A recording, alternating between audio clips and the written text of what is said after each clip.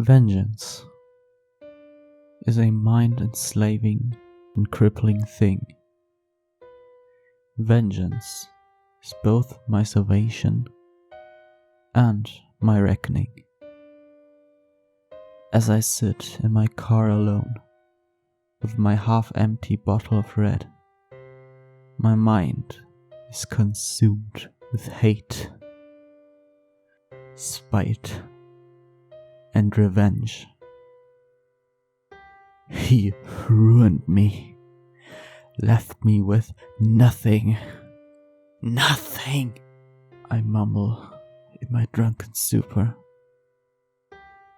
I think of where I was, what I was, and how it took me my whole life to get there. And now this, alone with nothing. As I reminisce, my blood boils and my brain hurts. I have nothing left but my vengeance. My mouth is dry and I am thirsty. I picture my hands around his neck and begin to salivate. Image after image flash behind my eyes, and I start to forget which are real, have happened, or are yet to be. It is mind-consuming, soul-consuming. This deep-down desire is stronger than any emotion I have ever felt before. More intoxicating than lust and more passionate than love. And yet, I would give anything to hold my little girl again. The more I think about it, the more it cripples me, the more it enslaves my mind. I move the bottle of wine to my mouth. The last of the dark red drops touch my lips. They burn with a corrosive and metallic taste. Not wine, but blood. That's it, I think to myself. I finally lost it. He has done this to me. He has ruined me, left me with nothing. He killed my little girl, and now I will have my vengeance. Yes, vengeance will be my salvation. Shaking and full of adrenaline, I open the glove box and grasp the hidden revolver. It is heavy and powerfully numbing. I can no longer feel my hands or arms. I will have my revenge, I tell myself.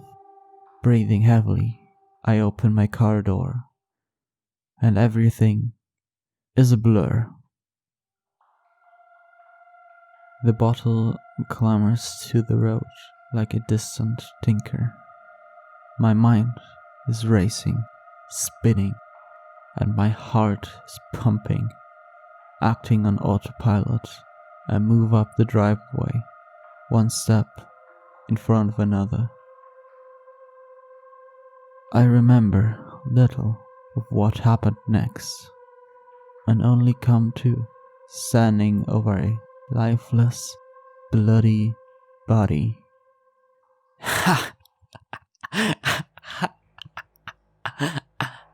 I blurt in a crazed chuckle. I'm exhilarated.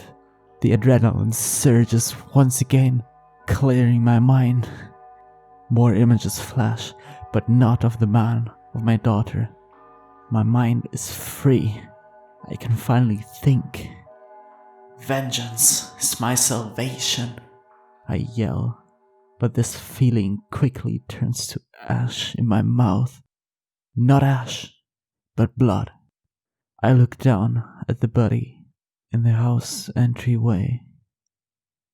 Shit, What have I done?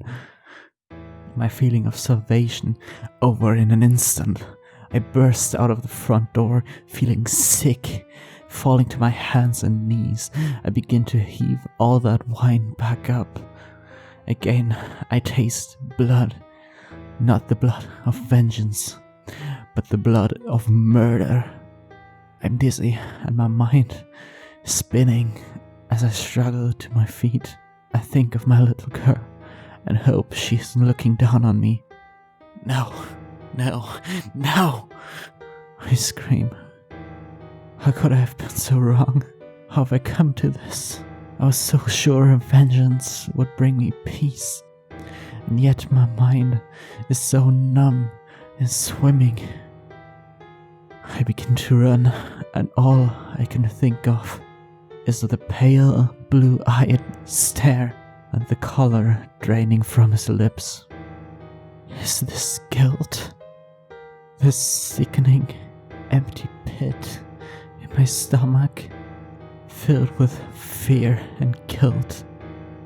My vengeance has stripped me of what future I had left and replaced it with nothing. As I keep running, one foot in front of the other, I see flashing lights in the distance. Vengeance was both my salvation and my reckoning.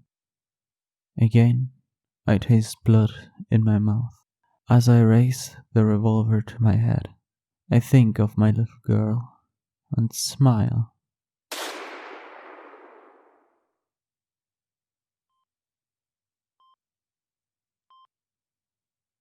I open my eyes to a blinding light, but everything is blurry.